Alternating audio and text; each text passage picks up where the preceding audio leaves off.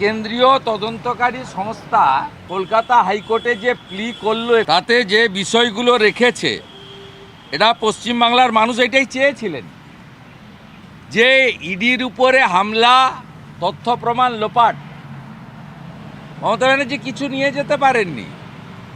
Mamata Banerjee ক্যান্ডিডেটদের propose লিস্টটা নিয়ে গেছেন, কিন্তু ওটার কপি অনেকের কাছেই রয়ে গেছে।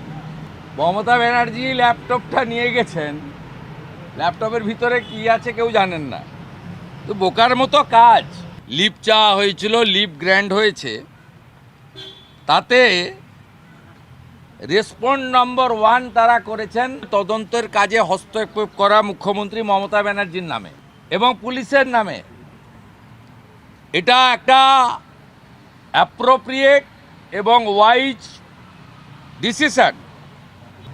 সেন্ট্রাল ব্যুরো অফ ইনভেস্টিগেশনকে দিয়ে তদন্ত করার জন্য আর্জি করেছেন কোর্টে, যাতে অ্যাকিউজদের অ্যারেস্ট করতে পারে এবং যে কাগজপত্র স্ন্যাচ করেছে তাদের কাছ থেকে রিকভার করতে পারে থ্রু সিবিআই। যেখানেই লুকিয়ে রাখুক, পুড়িয়ে ফেললেও কোথায় পুড়িয়েছে তার তথ্য জন্য সিবিআই চেয়েছেন। এফআইআর রেজিস্টার্ড করার জন্য চেয়েছেন এবং সেই এফআইআরে চিফ মিনিস্টার এবং সমস্ত পুলিশ অফিসারদেরকে যাদের ভিডিও ফটোগ্রাফিতে দেখা গেছে তাদেরকে অ্যাকিউজড করতে পিটিশনে রেখেছেন। একটা appropriate moved by the lawyer engaged by the enforcement directorate. বাধা দিলে ইডির লোকরা আক্রান্ত হতো এবং মমতা ব্যানার্জি তার পার্সোনাল সিকিউরিটিদেরকে এবং কলকাতা পুলিশ, বিধাননগর পুলিশকে মিসইউজ করেছেন। পুলিশগুলো অধিকাংশ ইউনিফর্মে ছিল না, ব্যাচ ছিল না।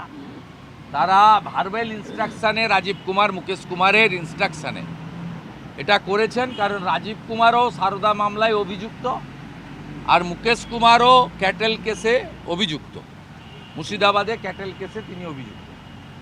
তারা ভার্বাল ইনস্ট্রাকশন দিয়ে করছে। এটা ওয়ান টাইপ অফ গুন্ডামি, এটা ওয়ান টাইপ অফ গুন্ডামি। আর পুলিশের কাজের মধ্যে এগুলো পড়ে না।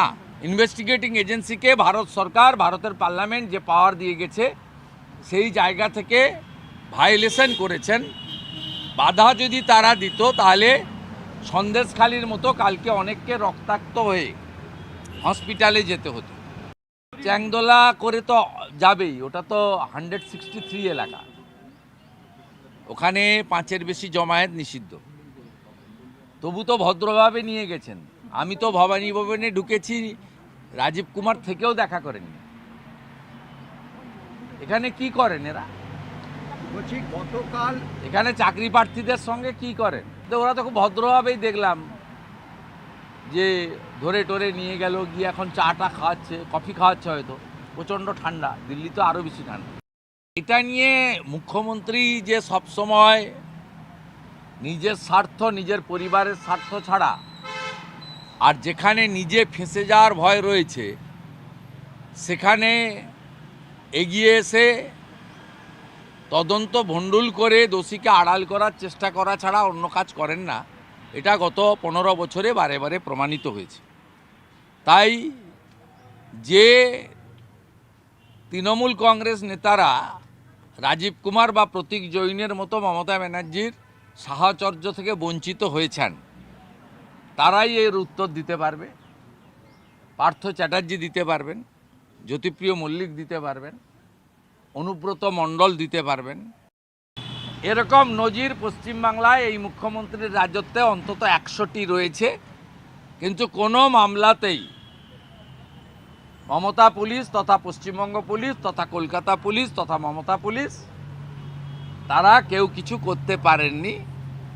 কারণ যে সংস্থাগুলি এই ধরনের কাজ করে তারা তাদের যে রুল বুক রয়েছে, গাইডলাইন রয়েছে এবং সুপ্রিম কোর্টের যে ডাইরেকশানগুলো রয়েছে তার ভিত্তিতেই তারা করে, ফুল প্রুফ হয়ে। তাই বিগত দিনের মতো এই 3টে মামলার পরিণতিও হবে বলে আমার বিশ্বাস। এই মামলার কোনো বেসিস নেই।